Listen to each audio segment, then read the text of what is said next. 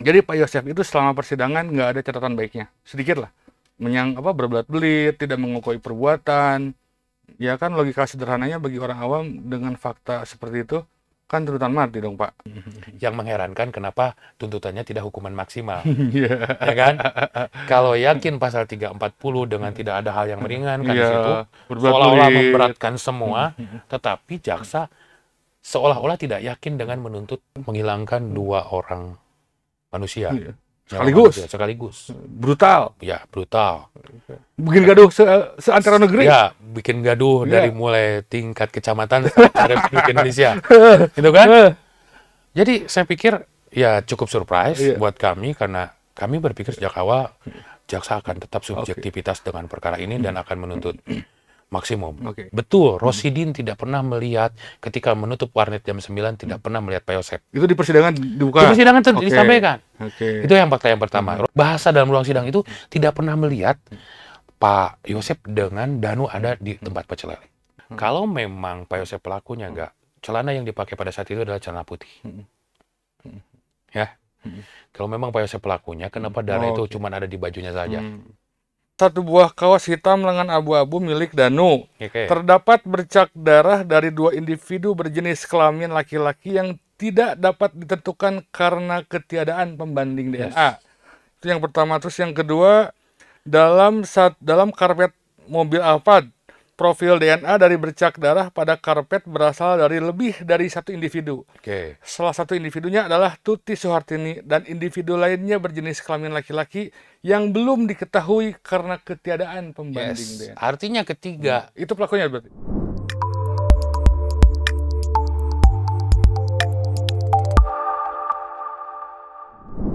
Tribuners, jumpa lagi dengan saya Mega Nugraha. Kali ini kita akan ngebahas kasus hukum, bukan kasus Peggy, bukan kasus yang lain, kasus yang lagi hits, cuman agak sedikit terlupakan, yaitu kasus Subang. Bersama saya sudah ada Saudara Bung Rohman, Abang da Bung Rohman. Terima kasih sudah Sama-sama, mampir. Sehat, Pak. Alhamdulillah ya. Ini beberapa bulan nggak ketemu. Katanya pundung, Tribun nggak dapat lagi. Enggak kok, ini hadir ada di sini ada Bung Rohman. Kasus Subang apa kabar, Pak? Ya, kasus Subang masih dalam proses persidangan. Mudah-mudahan Kamis besok itu mata pembelaan dari kami. Mata pembelaan setelah dituntut. Setelah dituntut seumur hidup. Kok nggak mati sih? Justru itu saya juga merasa seperti itu. Kok nggak mati? Kalau yakin ya hukuman mati dong. Kan 340, 340. Nanggung. 340 itu kan pidana yang hukumannya paling sempurna lah ya. Maksudnya bukan sempurna apa, paling berat lah ya. 340 ya. 340 itu dengan hukuman maksimal ketika benar-benar tidak ada hal yang meringankan, tidak ada alasan pemaaf. Intinya mah tidak Pak ada Yosef alasan dituntut pembenar. tidak dituntut mati aja. Ya kan? Fix. Intinya tidak dituntut mati. Padahal jauh-jauh hari itu rame bahwa Pak Yosef itu ya diancam dengan hukuman mati. Ternyata dalam proses persidangan yang cukup alot, 57 saksi kalau tidak salah, yang dihadirkan jaksa penuntut umum, ada termasuk ahli, kemudian kami juga menghadirkan 9 adecat dan 2 ahli, ya otomatis ya 3 bulan terakhir ini maraton bersidang. Ya, jadi Tapi ya masih oke. Ini juga saya ada kiriman wartawan juga, wartawan kami di Subang. Jadi Pak Yosef itu selama persidangan nggak ada catatan baiknya, sedikit lah.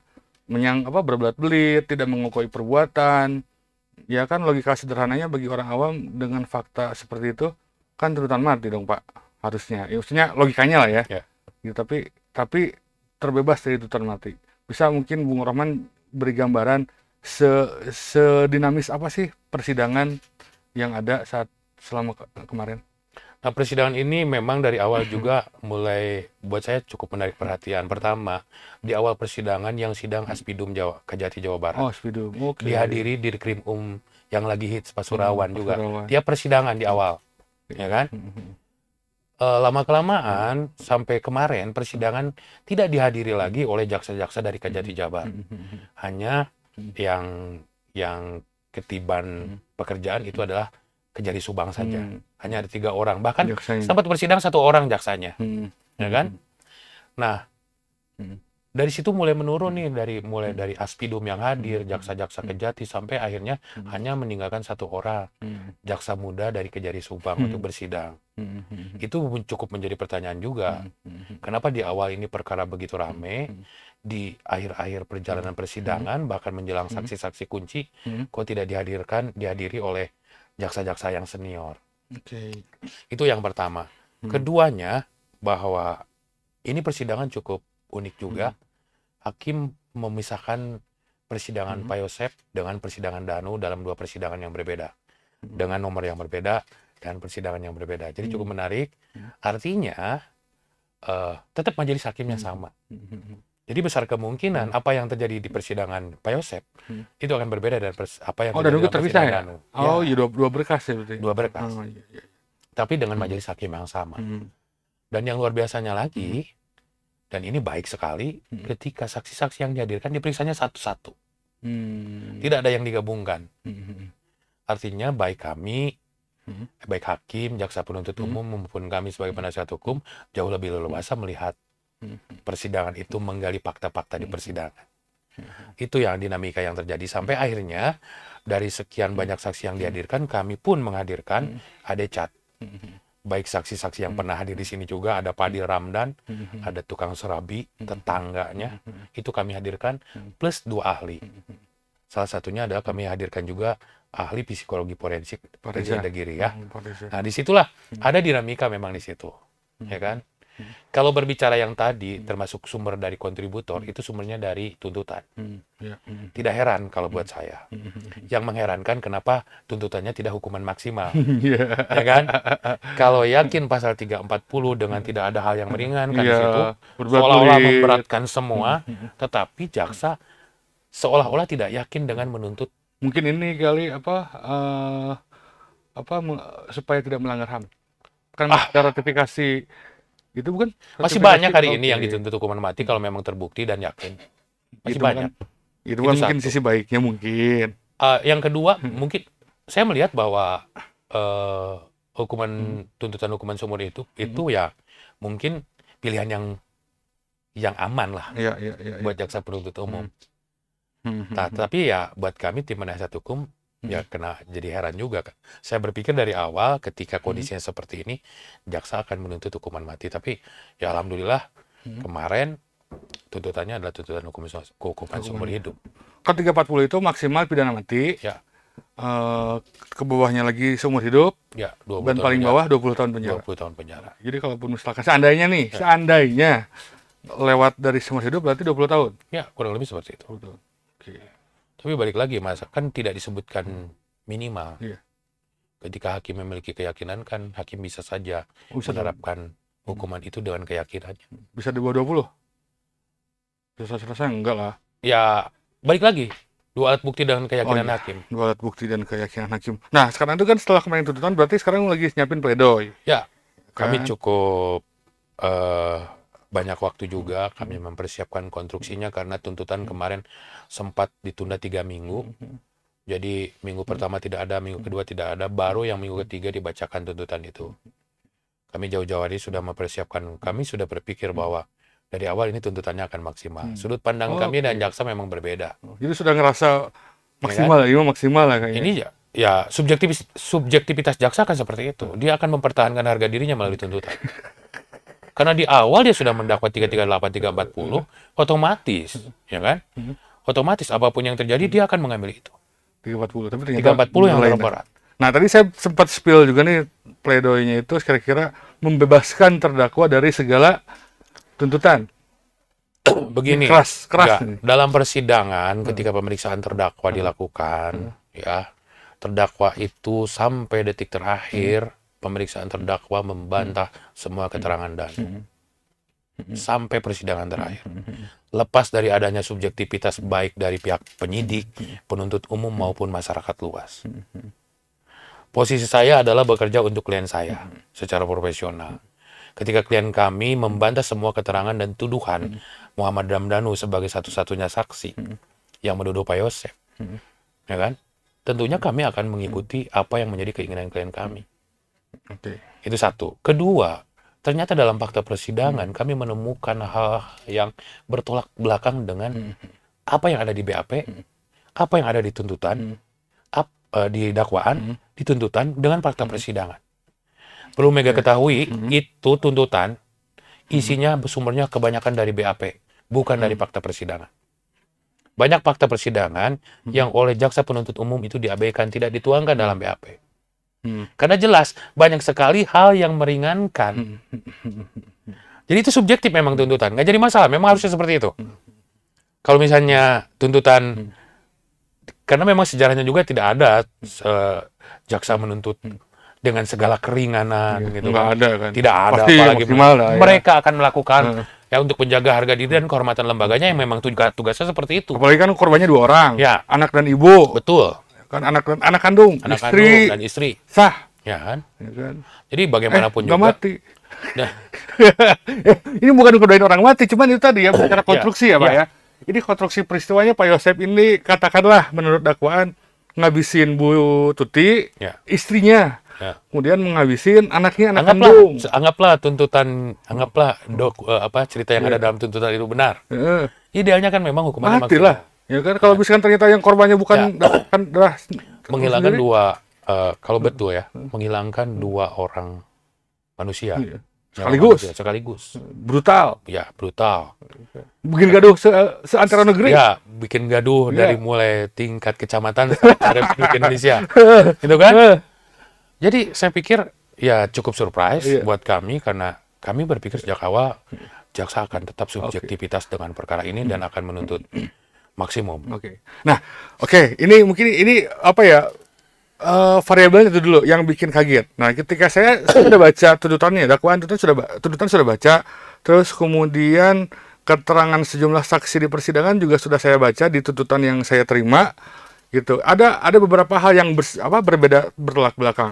Kita kan tahu bahwa peristiwa ini berawal dari Pak Yosep menghampiri Danu di warnet, ya kan, terus kemudian versi tuntutan. Ya, kemudian bertemu dengan makan pecel lele di Jalan Cagak, merencanakan, hayu bantuan Mang, gitu. Ya, bantuan naon, akhirnya terjadilah peristiwa itu. Nah, ternyata di dalam berkas tuntutan itu tuh si penjaga warnet dan si pecel lele itu dia di berkas tuntutan itu tidak menyebutkan bahwa ada Yosep di warnet. Itu yang pertama. Terus yang kedua di pecel lele, si tukang pecel lele Pak Sugiharto tuh bilang dia nggak begitu memastikan apakah tidak mengetahui.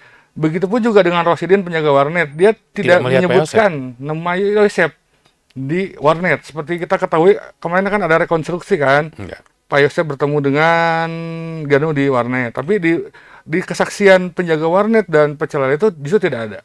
Itu mungkin Bung bisa dijelaskan waktu persidangan. Nah, itulah yang saya bilang tadi, tuntutan yang tadi itu banyak mengambil dari BAP, berita acara pemeriksaan, bukan dari fakta persidangan. Ya, BAP saksi-saksi. Yang dibuat, yang diketik, yang dihadapkan penyidik. BAP dari Danu. BAP saksi-saksi. Artinya bukan yang diperoleh dari persidangan ketika saksi itu hadir. Berbeda kan? Artinya begini, ada fakta yang ada dalam berita acara pemeriksaan, ada fakta-fakta yang bisa digali di persidangan. Seharusnya yang dituangkan di dalam tuntutan itu adalah fakta-fakta yang terungkap di persidangan. Betul, Rosidin tidak pernah melihat ketika menutup warnet jam 9 tidak pernah melihat Pak Yosep. Itu di persidangan dibuka? Di persidangan disampaikan. Itu yang fakta yang pertama. Rosidin menyatakan, Danu minjem motor Rosidin dari jam 5 sampai jam 8. Ya kan? Ketika ditanya oleh Rosidin, mau kemana? Dia mau ke Ciseti. Berarti ke TKP dong. Jam 8 pulangnya. Itu fakta yang tidak diungkapkan di situ. Keduanya, Sugiharto pedagang pecel lele. Kalau anggaplah benar, adegan rekonstruksi yang kemarin diperagakan, benar, pasti tidak ada penolakan. Pak Sugiharto, tukang pecel lele sendiri, tidak yakin kalau Pak Yosep dengan Danu pernah ke tempat jualannya. Itu baru 2. Masih banyak. Maksudnya kalau Pak Sugiharto dalam kesaksian di tuntutan itu, tidak bisa memastikan apakah itu Yosep atau bukan. Iya. Karena dia tidak yakin. Kalau dia yakin nggak? Ya, harusnya yakin dong. Kalau memang benar Pak Yosep dan harusnya Sugiharto tahu gitu ada Pak Yosep. Begini, harusnya ketika Pak Yosep dan Danu ada, harusnya yakin. Karena ada. Karena mungkin warung pecel lele kan mungkin tuh. Warung pecel lele itu jaraknya tidak jauh. Kita berhadapan-hadapan seperti ini ya. Kan? Jadi saya dapat pastikan, mungkin sekali lewat pun kita bisa ingat kalau orang ini pernah datang. Apalagi ketika kemudian perkara ini menjadi ramai. Pasti daya ingat manusia itu akan mencoba menggali ingatannya. Tapi mantap ya. Dan dia tidak pernah melihat. bahasa dalam ruang sidang itu tidak pernah melihat Pak Yosep dengan Danu ada di tempat pecel lele. Nah, itu yang pertama. Terus yang kedua, itu kan versi pertama. Versi yang keduanya itu, di keterangan ketika pemeriksaan terdakwa Pak Yosep tuh mengatakan, versi dia ya, jam 16 Agustus itu dia pulang, terus kemudian tidur, jam 5.3, pagi itu dia berangkat beli serabi. Itu 17 Agustus. Iya, itu dari peristiwa sebelumnya. Itu maksudnya, jadi ketika Pak Yosep bersaksi di persidangan sebagai terdakwa pun dia tidak mengungkit perkara soal warnet maupun pecel lele. Ya. Ya kan? Jadi berkaitan dengan pertama warnet, pecel lele itu dibantah. Berkaitan dengan segala yang terjadi di TKP dengan tuduhan Danu itu dibantah. Bukan hanya Pak Yosep, Bu Mimin, Arigi, Abi. Ya kan? Jelas Pak Yosep tetap bersikeras dengan apa yang dia ketahui, dengan apa yang dia ingat, dengan apa yang dia alami. Bahwa dia itu terakhir bertemu dengan almarhum korban itu jam 9 kurang lebih jam 8 lebih, setengah 9, ketika keluar dari rumah Ciseti ke arah Cijengkol. Dari situ kalau Mega lihat jalannya itu kurang lebih dari Ciseti ke Cijengkol itu 15 kilo lah. Ke rumah Ibu Mimin itu. Jaraknya ke arah Wanayasa, ke arah Purwakarta. Nah, dari situ ini fakta yang terungkap di persidangan nih, Ga. Pak Supratman, rumah di depan Pak Yosep. Oh, Pak Yosep. Itu saya hadirkan. Melihat Pak Yosep jam 9 lebih pulang. Jam 9 malam. Tanggal 17 Agustus. 16 16 bener. 17. Setelah peristiwa 17 Agustus malam. Peristiwa 18 ya? 18 ditemukan pagi-pagi. Oke. 17 Agustus malam jam 9 lebih ketemu dengan Pak Ujang. Warung di depan rumah dia. Terus ketemu juga dengan saksi Risna. Ketika Risna mau nyebrang ke warung, Pak Yosep bertemu. Di situ. Ya terjadi interaksi, memang tidak ada pembicaraan, tapi mereka sama-sama melihat. Ya, itu kami hadirkan. Dan Pak Ujang melihat sendiri. Jadi, kalau posisi warung Pak Ujang itu, posisi di sini, itu rumah Pak Yosep kelihatan. Jadi, ketika Pak Yosep datang, motornya masuk ke dalam. Dan Pak Ujang itu nutup warungnya jam 1, tidak ada aktivitas yang keluar masuk. Dari rumah Bu Mimin. Artinya cocok dengan keterangan Pak Yosep yang menyatakan dia pulang setelah itu tidur dan kemudian bangun sholat subuh kira-kira jam 5:30 baru ke depan rumah beli serabi. Persis berhadapan-hadapan, rumah Bu Mimin, tukang serabi di depan. Dan bertemu dengan saksi-saksi yang kami hadirkan juga di ruang sidang. Itulah kenapa di dalam keterangan terdakwa tadi Pak Yosep tidak pernah membahas warnet, pecel lele, TKP. Tidak ada. Adapun ketika pembahasan TKP itu adalah jam 7 pagi. Jam 7 pagi. Nah tadi kan saya sudah perlihatkan ada CCTV yang menangkap. Makanya, sebentar. Jadi keterangan Pak Yosep tadi itu, kan tadi Bung Roman menunjukkan capture CCTV. Betul. CCTV inilah. Bisa tunjukkan kamera nggak ya? Ini adalah CCTV-nya. Gitu, CCTV Pak Yosep sedang naik motor, jaket merah, pakai topi, pakai masker. Jam berapa tuh? Jam 6.50 lewat 1 detik. Ya. Tanggal 18 Agustus 2021. Ya. Ini valid ya? Ya kan? Hah? Ya valid itu kan tanggalnya kan? Nggak mungkin kita rekayasa itu angka itu. Nggak mungkin. Karena memang itu juga sudah diuji oleh pihak IT. Udah diuji? Sudah diuji. Oh, jadi waktu ketika ahli IT dihadirkan di ruang sidang, memang betul itu sudah diperiksa. Ada 8 CCTV. Ya kan? Nah, yang pertama, di situ disebutkan. Ya kan? Ketika Pak Yosep ada di rumah itu cocok dengan keterangan ini. Itu dari rumah Bu Mimin mau ke TKP. Jarak CCTV itu, yang tercapture itu kurang lebih 400 meter. Ke TKP. Dan itu jam 6.50. Itu bertolak belakang dengan keterangan Danu yang menyatakan Pak Yosep keluar dari TKP 6:30. Ya kan? Bagaimana Pak Yosep keluar dari TKP 6:30? Kalau anggap saja balik lagi ke sana, pasti tertangkap di titik yang sama. Itulah kenapa mungkin Pak Yosep ketika kemarin sehabis tuntutan itu dia masih percaya diri. Ya. Bukan pelaku. Ya kan? Dia sempat berbicara dengan saya, apapun, kalaupun hukumannya, tuntutannya hukuman mati, saya sampai dihukum mati. Saya tidak akan pernah mengakui atau menerima keterangan Danu itu. Saya membantah semua keterangan Danu, karena saya tidak pernah ada di TKP dan tidak pernah melakukan tuduhan itu. Saya sebagai pengacara, enggak ya. Apalagi hari ini kan kita harus berbangga dengan profesi advokat hari ini. Bagaimana advokat hari ini dapat memposisikan sebagai aparat penegak hukum yang sejajar dengan kejaksaan, kepolisian. Terbukti kan? Harus pergi. Ya, kan pergi kemarin, ya kan? Ini memantapkan diri advokat itu ada dalam sistem peradilan pidana itu dalam posisi yang jelas dan tegas. Advokat adalah bagian dari penegak hukum. Advokat itu adalah bagian dari aparat penegak hukum. Oke. Cuman masalahnya nih, saya juga baca keterangan saksi ahli Setia Bertaria Aritonang. Beliau adalah ahli bioser dari Puslapor Polri. Dia menerangkan dalam persidangan bahwa ada bercak darah pada kaos berkerah lengan pendek warna merah putih merek Skechers milik saudara Yosef Hidayah dengan DNA Tuti Suharti dan Amelia Mustikaratu. Oke, jadi variabel tadi memang let's say memang ada perbedaan lah ya antara dakwaan dengan pengakuan Yosef. Tapi di sisi lain juga ada keterangan saksi ahli yang menerangkan ada bercak darah dengan DNA Bu Tuti. Sebenarnya begini, tidak ada perbedaan. Pak Yosef mengakui bercak darah itu. Pak Yosef bercak darah itu mengakui. Tapi dia mendapatkannya dari mana dia tidak tahu. Karena pagi-pagi itu panik. Jadi pertanyaan dasar. Jadi polemik yang mendasar di persidangan. Ketika istri dan anak-anaknya hilang, darah di mana-mana, Pak Yosef pasti berpikirnya penculikan. Kan? Itu juga oleh hakim.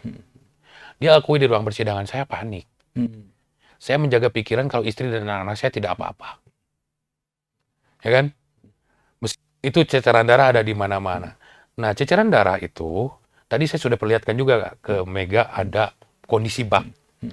Bak di kamar mandi di TKP. Itu penuh dengan barang-barang yang dari kamar. Gila dalam. Ada spring bed, ada spray, ada bahkan guling di situ dimasukkan ke dalam. Ya kan? Bukan ahli, ketika bagian identifikasi Polres Subang masuk ke sana kemudian mengambil foto-foto itu dan kemarin di persidangan kan dia melihat kondisi air itu seperti betadin warnanya. Berarti berapa banyak darah yang bercampur dengan air di dalam bak itu dari barang-barang yang dibawa dari kamar oleh pelaku. Dari itu barang-barang yang ada di saya sempat perlihatkan foto kamar TKP ya kan. Saya hanya perlihatkan brutal aja di dalam. Iya, spraynya udah nggak ada. Di bekas kasur itu dan Pak Yosef itu keliling gumpalan tanah. Gumpalan darah. Gumpalan darah di tengah-tengah bagian kasur. Persis itu ditarik kayaknya spraynya dan bed covernya, kemudian dia masukkan ke dalam bak mandi. Kondisi bak mandi ketika dipoto oleh bagian identifikasi itu seperti itu tadi. Hitam seperti betadin katanya. Nah, lucunya Pak Yosef lah yang ngubek-ngubek itu. Mencari sesuatu ada apa. Kenapa barang-barang ada di situ? Kan barang yang tidak lazim ada di bak. Guling, spray, bed cover, itu kan tidak lazim ada di bak. Makanya Pak Yosef ketika dia masuk ke TKP kemudian melihat kondisi di dalam, dia coba aduk-aduk itu. Itu peristiwa sebelum si korban masuk ke bagasi berarti ya? Ya, saya pikir itu setelah ketika Pak Yosef datang ke TKP. Pak Yosef datang ke TKP, istri dan anaknya hilang, rumah acak-acakan, dia ngelihat posisi bak. Mayat tuh ada di situ ya, udah di bagasi ya. Ngelihat posisi bak penuh dengan barang-barang, barulah ya Pak Yosef mengubah. Mau diujak. Makanya dia sempat akui betul bercak darah dari baju itu ada di kaos dia seperti ini. Kaosnya itu ada memang kaos merek Skechers buat golf. Gitu. Dan itu dia pun nggak sadar ketika ke kantor polisi. Ketika dia buat laporan, polisi melihat ini ada bercak darah. Oh iya, digantilah. Baju itu diserahkan, ada di persidangan. Diperlihatkan. Plus celana yang dipakai. Darah itu kaosnya tuh kan beda ya. Bercak darah yang masih asli sama darah yang tercampur air itu kan pasti kekentalannya beda kan. Yang jelas begini, yang kami lihat di persidangan itu posisinya sudah dibolong oleh puslapor. Jadi bercak darah yang ada di baju itu diambil sampel untuk pengujian. Betul di situ ada ditemukan ya itu mahkota. Itu bercampurnya darah dua korban di situ. Ya kan? Nah, bercampurnya dua darah korban akhirnya ya secara tidak sengaja ada di baju Pak Yosef. Itulah sejauh ini kelemahan Pak Yosep. Dari luar itu, tidak ada keterangan saksi yang melihat, mendengar, Dan menyaksikan. Bung Rama juga pasti menyadari dong bahwa itu adalah satu-satunya kelemahan bagi Ya, Pak Yosep untuk betul. dituntut. Betul. Ya kan? Saya akuin itu. DNA korban dikerah. Ya, bukan di kerah, di posisi sorry, bagian depan. di bagian ada bagian kancing. depan. Biasa kalau baju golf itu ada 2 kancing pasti. Oke. Ya. Itu yang paling yang memberatkan mungkin ya. Ya sejauh ini ya memang kami mencoba Merasionalisasi lah ya. mencari merasionalisasikan itu, kemudian mencari pembuktian yang menyatakan kalau memang Pak Yosep pelakunya enggak, celana yang dipakai pada saat itu adalah celana putih. Ya. Kalau memang Pak Yosep pelakunya, kenapa darah itu cuma ada di bajunya saja? Tidak ditemukan celana Pak Yosep yang lain yang berlumuran darah enggak? Baik di TKP maupun di rumah Bu Mimin. Ya kan? Pasti berantakan dong ya. Saya berpikirnya begini, jangankan darah untuk itu celana golf itu celana warna putih. Ada di persidangan sampai hari ini. Tidak ada sedikit pun bercak darah. Kalau keterangan Danu benar, Pak Yosep itu menggendong korban. Baik Bu Tuti maupun Amel. Kebayang tidak? Kondisinya saya sudah perlihatkan. Kondisi jenazah pada saat diturunkan itu basah. Masih ada lumuran darah. Ya kan? Dapat dipastikan bukan hanya di bajunya, di tangan semua, termasuk di celananya, itu akan habis berlumuran darah. Kenapa untuk korban yang sedemikian itu, darah di mana-mana, hanya ada bercak darah di sini? Dan tidak ditemukan baju lain yang dipakai Pak Yosep yang berlumuran darah. Lantas, lantas kalau begitu siapa pelakunya? Kalau Bung Rohman, sorry ya, ini kalau Bung Rohman dalam pledoinya akan meminta hakim membebaskan terdakwa dari segala tuntutan dan dakwaan, pertanyaannya lantas siapa pelakunya? Pelakunya ada di Danu. Pertama, Dr. Sumihasri pernah menyarankan ke Polda Jabar nih. Penyidik Polda Jabar diarahkan. Mereka ada pertemuan, ada rapat, hadir. Ketika Dr. Sumihasri hadir di persidangan. Ya, saya tanya langsung ke beliau. Apakah saudara ahli pada saat itu pernah memberikan saran berkaitan dengan hasil pertama otopsi? Ya kan? Apa hasil otopsinya? Otopsinya betul, mirip dengan keterangan Dokter Fahmi. Yang bedanya, Danu di visum. Danu di visum ada bekas luka cakar, cocok dengan berkas darah yang ada di kukunya Amel.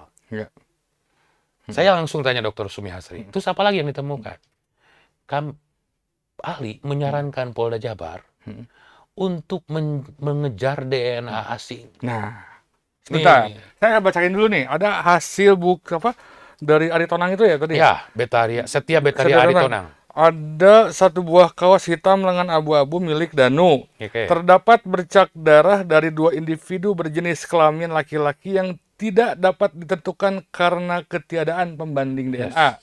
Itu yang pertama. Terus yang kedua, dalam karpet mobil Alphard, profil DNA dari bercak darah pada karpet berasal dari lebih dari 1 individu.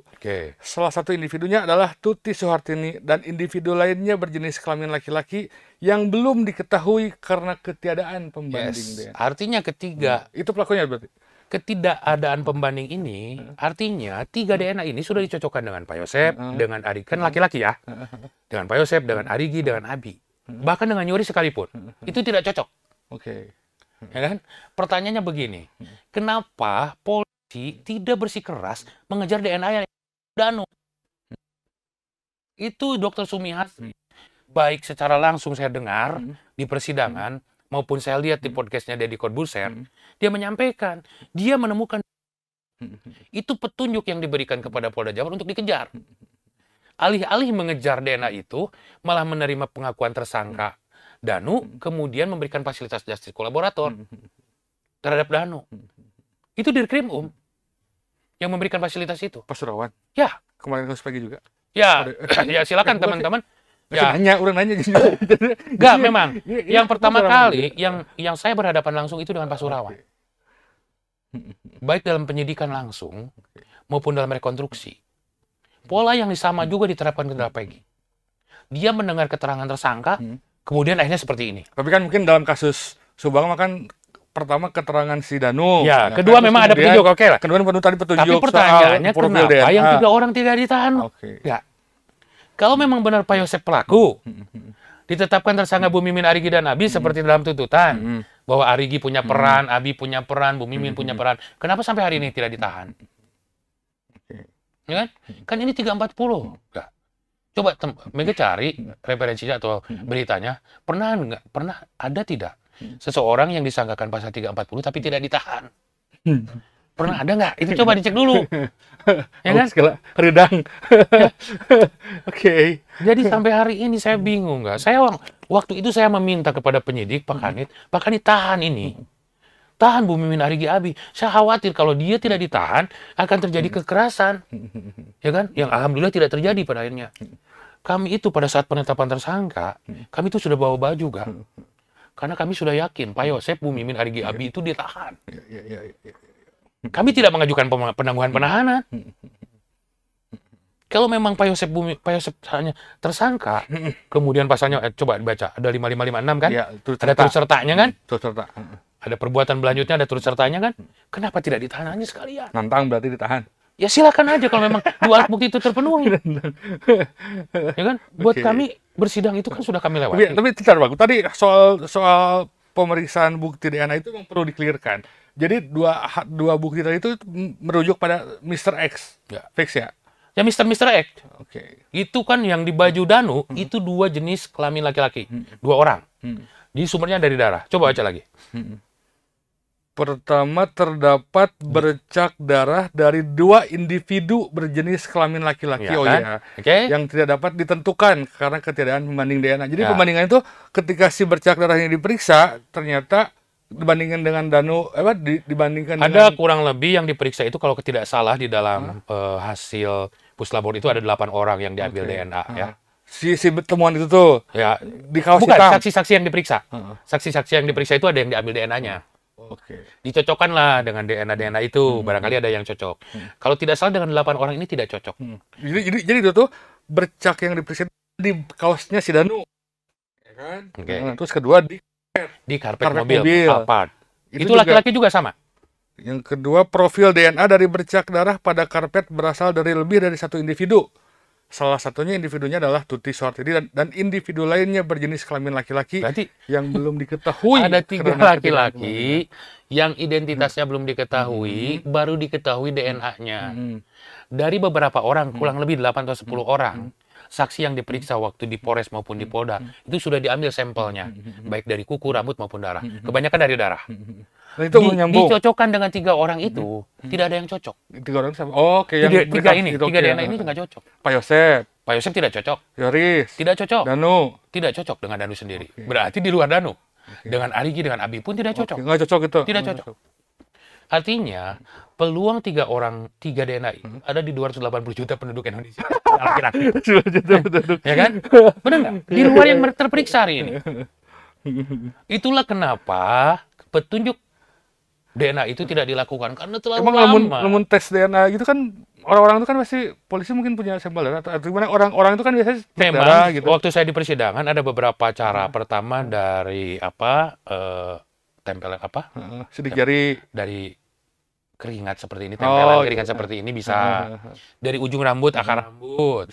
Jadi akar rambut, kalau kita ambil akar rambut itu pasti ada DNA, kemudian bisa diuji DNA-nya, kemudian dari darah yang paling akurat itu, ya kan? Nah, dari 3 DNA asing yang ditemukan, ini baru nih ya, saya perlihatkan ke Mega nih di Tribun ya, saya perlihatkan itu ada di dalam tuntutan, ada di dalam berkas pemeriksaan. Kami hadirkan itu, jaksa hadirkan aksi puslapor itu. Kami pertanyakan, apakah dilakukan pencarian pembandingnya terlalu banyak? Kan itu kewenangan penyidik. Penyidik harus narik orang, diambil darahnya, cocokkan, tidak. Kan begitu. Kebayang nggak berapa peluangnya yang harus dilakukan? Makanya tidak heran diambil simpelnya perkara ini. Sudah, ada yang ngaku aja. Karena untuk mengejar 3 DNA asing ini memang kesulitan. Saya ingat kemarin ketika Pak Kapolri melalui Pak Wakapolri menyampaikan pidato bahwa 2016 itu perkaranya Peggy itu tidak melakukan scientific crime investigation. Ya salah satunya ini. Bagaimana mengejar DNA. Ahli yang kami hadirkan kemarin, Reja Indragiri saja, di dalam persidangan menekankan pentingnya scientific crime investigation. Orang nggak bisa ngelak lagi. Supaya apa? Karena kalau menurut Prof. Edi Hyariji itu dalam perkara tindak pidana, Bukti itu harus lebih terang dari cahaya. Ya kan? Bener nggak? Bukti itu harus lebih terang dari cahaya. Ya kan, benar nggak? Karena ketika DNA itu tidak bisa mengelak lagi. Oke. Satu lagi nih, Bung. Ini saya dapat capturean tuntutan itu bukan dari Bung Rohman ya. Saya nyari sendiri. Tadi saya cerita di bawah, saya minta tuntutannya, tuh saya cek satu-satu. Jadi saya capture beberapa hal yang saya anggap menarik. Tapi yang pasti ini saya tidak dapatkan dari Bung Rohman ya. Bung Rohman tidak memberikan capture ke saya ya. Saya memeriksa langsung. Ini adalah lagi menarik. Ada keterangan saksi ahli, bukan saksi ahli. Ada namanya saksi Ari Pratama Septianto, umur 34 tahun. Dia tuh apa? Kinen kalau nggak salah. Kinen. Unit anjing pelacak di Polda Jabar. Oke, ada yang menarik. Oke, sebentar. Bahwa reaksi anjing kepada saksi Muhammad Ramdhanu menunjukkan identifikasi aroma atau bau yang sama antara aroma atau bau yang terdapat pada benda yang ada di TKP helm warna kuning dengan aroma bau saksi Muhammad Ramdhanu. Terus kemudian ya itu. Jadi soal ini lagi. Oke, sorry. Mana tadi? Itu juga capture-nya. Itu berarti itu soal ada anjing yang menggonggong. Ya, jadi begini. Di persidangan gimana, Pak? Beberapa hari setelah ditemukan jenazah, penyidikan sudah dimulai, ada tahapan yang dilakukan oleh Polres Subang pada saat itu, meminta bantuan Polda Jawa Barat menghadirkan satuan anjing pelacak K9, ya kan? Dan memang beliau saksi ini yang membawa anjingnya. Memang kalau tidak salah nama anjingnya itu Si King gitu. Si King ya, ini namanya Belgian Malinois. Ya, Si King. Ya, Belgian Malinois. Nah, anjing itulah yang dihadirkan, diberi sampel dengan beberapa, itu salah satunya adalah helm. Saya lihat langsung itu ditempelkan dengan bercak darah. Ya kan? Saya lihat langsung karena memang di hadapan saya hadir. Saya hadir waktu itu, waktu klarifikasi anjing pelacak itu saya hadir, memang di lokasinya di TKP. Jadi saya lihat ada sampel darah, ada helm, ada sepatu yang yang ditempelkan ke hidung anjing. Kemudian setelah itu anjing dibawa ke saksi-saksi yang sudah berjejer. Di situ ada Pak Yosep, Bu Mimin, Arigi, Abi, Danu, Yoris, Wahyu, Opik dan lain-lain. Persis di bawah garasi di TKP. Dan yang 3 kali itu yang menyala, menggonggong, bahkan mau menggigit Danu. Ini tulis ahli menerangkan bahwa pada saat melakukan pelacakan terhadap orang berdasarkan aroma atau bau, di mana ketika anjing tersebut berdekatan dengan beberapa orang lainnya yang dihadirkan, anjing tidak menunjukkan tanda-tanda atau reaksi apapun. Akan tetapi, ketika anjing tersebut mendekat ke arah saksi Muhammad Ramdhanu, anjing tersebut bereaksi dengan cara menyalak dan hendak menggigitnya. Logikanya sederhana. Kalau memang Pak Yosep, Arigi, Abi ada di TKP pada saat itu, diuji juga dengan anjing yang sama, kenapa tidak dikejar?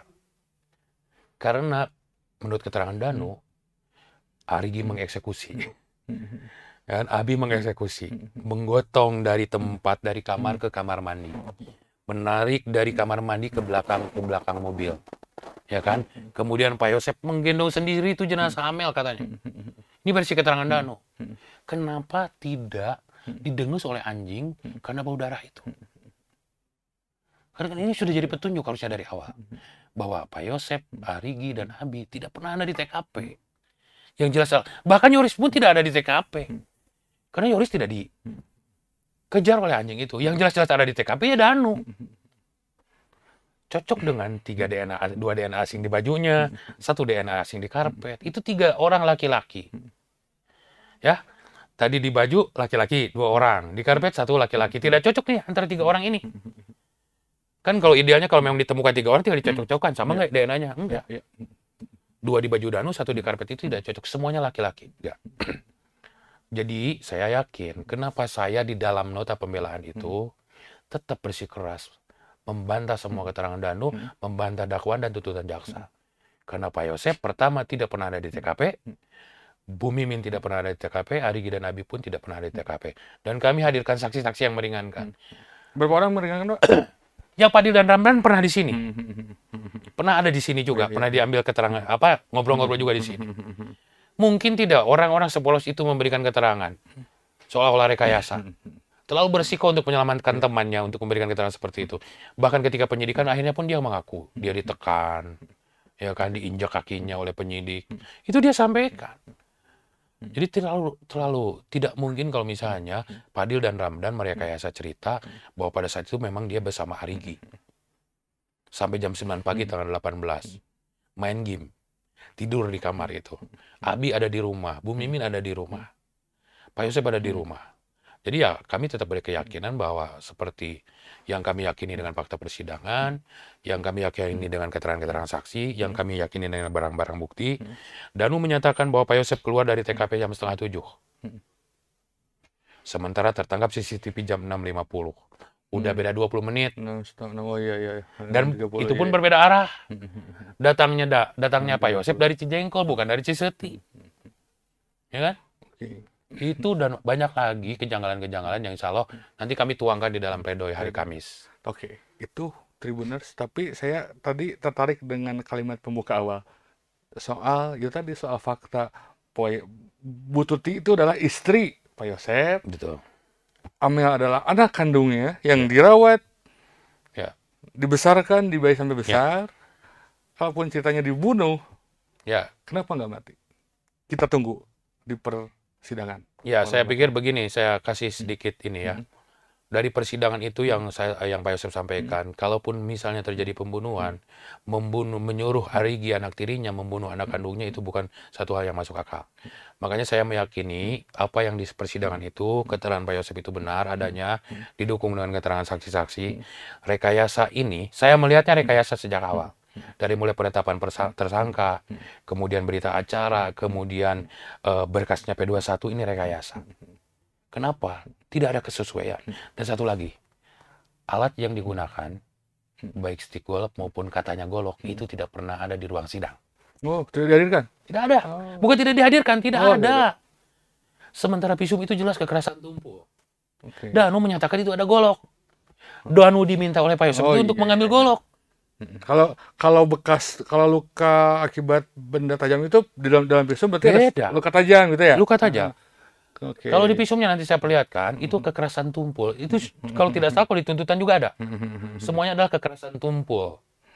Kekerasan tumpul itu ya bisa dengan benda ataupun tanpa benda. Gitu. Okay. Jadi itu tidak pernah hadir. Makanya saya meyakini. Saya mencoba ya. Buat saya. Ada tajam dan luka tumpul. Ya kan? Luka tajamnya berarti apa? Luka terbuka di dahi kanan dengan ukuran 7 kali 1 cm disebabkan oleh benda tajam yang bilahnya tajam. Bilahnya tajam, bukan golok. Oke. Ya, sementara Danu golok. Kalau memang benar itu ada, kenapa tidak pernah diperlihatkan? Lalu luka terbuka di dahi dengan ukuran 6,5 cm disertai patah tulang disebabkan oleh benda tajam yang bilahnya tajam lagi. Lalu ada patah tulang pada hidung disebabkan oleh benda tumpul. Patah tulang pada tengkorak disebabkan oleh benda tumpul. Itu pada Tuti Suhartini ya? Ya. Okay. Kalau pada Jadi gitu, Pak. Jadi saya masih meyakini bahwa proses persidangan ini, saya meyakini hakim akan adil melihat permasalahan ini. Hakimnya siapa sih, Kam? Kalau tidak salah ketua pengadilannya. Jadi kami meyakini bahwa ruangan persidangan itu kami diberikan keleluasan untuk pembuktian dan persidangan cukup fair kami terima. Ini di ruang sidang nanti. Ya kan? Karena saya dari awal sudah menyatakan lebih baik melepaskan 1.000 orang yang bersalah daripada menghukum 1 orang yang tidak bersalah. Terbukti kan kemarin baru beberapa bulan menghukum orang yang tersalah di tahanan Polda saja sudah rame. Ya kan? Betapa beban dan risiko yang dialaminya. Kan? Makanya saya lebih meyakini, saya menyerahkan ini kemudian kepada hakim. Apa yang kami yakini fakta persidangan, apa yang jaksa hakim yakini dengan fakta persidangan, tentunya akan disimpulkan oleh hakim dalam sebuah fakta persidangan pula melalui sebuah putusan. Dan mulai lagi kuat terbaik kita hari ini. Bukti itu harus lebih terang dari cahaya. Bukti itu harus lebih terang dari cahaya. Jadi ketika bukti itu ya samar-samar, ya jangan mengambil kesimpulan. Kita tunggu Bung Rohman pledoinya minggu depan, nanti kami akan mengawal. Hari Kamis ada pledoi yang mudah-mudahan ya kalau tidak salah dari kalender court kemarin kesepakatan kami jaksa penuntut umum dan hakim Kalau tidak salah putusan itu tanggal 25 Juli. 25 Juli. Tapi ngomong-ngomong, Pak Rohman happy nggak dituntut mati? Ya, kalau mau jujur ya, ya jauh lebih ringan ya dibandingkan perkiraan saya. Tetapi di satu sisi saya juga menyimpulkan jaksa ternyata ragu-ragu juga dalam persidangan. Saya yakin jaksa ragu-ragu. Ini bukan hanyalah mempertimbangkan kemanusiaan, tidak, karena di situ tidak ada hal meringankan dan memberatkan. Yang dijelaskan memberatkan. Memberatkan semua. Jaksa ragu-ragu dengan tuntutannya. Jaksa ragu-ragu dengan fakta persidangannya. Terbukti, kenapa? Awal sidang Dr. Nepa yang hadir, aspidum, ujung-ujungnya cuma 1 orang dari Kejari Subang. Ya kan? Jadi saya sudah melihat ini atensi kejaksaan juga sudah berkurang. Makin hari bersidangnya. Tapi ini saya juga perlu garis bawahi. Saya menghadirkan Bung Rohman juga bukan untuk bukan untuk sebuah legitimasi bahwa Pak Rohman itu bersalah atau tidak. Yang pasti ya tadi tugasnya advokat itu menegakkan. Saya cukup berbangga di hari ini teman advokat.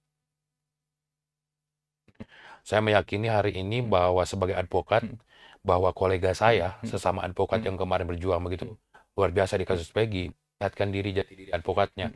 Ternyata advokat hari ini sudah menempati kedudukan yang sama dengan aparat penegak hukumnya sebagai bagian dari sistem peradilan pidana di Indonesia. Jadi posisi advokat hari ini ya posisi yang sama-sama menegakkan hukum, ya kan? Buktinya dengan perjuangan mereka yang begitu luar biasa. 7 hari berturut-turut harus bersidang pra-peradilan tiap hari menghasilkan putusan yang luar biasa, ya kan? Yang cukup mengagetkan seluruh masyarakat Indonesia, kemudian dan itu tapi menjawab rasa keadilan masyarakat hari ini. Hari ini ya kalau dulu tapi kan pra-peradilan kemarin itu bukan membuktikan pokok perkaranya. Bukan, tapi membuktikan ada prosedur yang salah dalam penetapan tersangka. Kalau terhadap Peggy bisa dialami, kebanyakan orang juga bisa mengalami hal yang sama. Ya kan? Jadi di satu sisi ya kita harus bersyukur bahwa tetap ada alat uji yang dimana kalaupun tujuannya harus benar, caranya juga harus benar. Kalau tujuannya adalah untuk menghukum dengan cara tujuannya hukum yang benar, caranya juga harus benar.